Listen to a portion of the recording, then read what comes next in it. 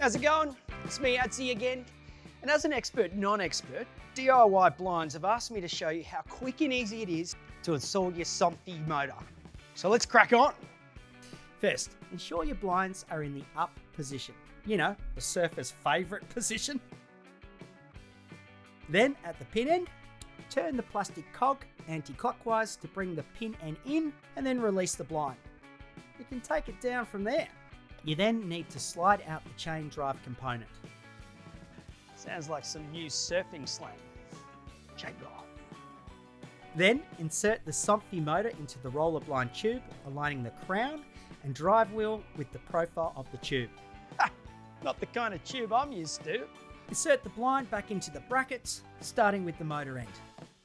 Ensure the charging port and pinhole button are easily accessible. Slide the pin end component back into the bracket. You'll hear a click when it's installed correctly. Now, watch the Somfy remote setup video, and then you'll never have to get off the couch when the surfing's on the TV. Bonus. Blind goes up, blind goes down. But if you ever feel like you're in over your head, just give DIY Blinds a call on 1300 918 390.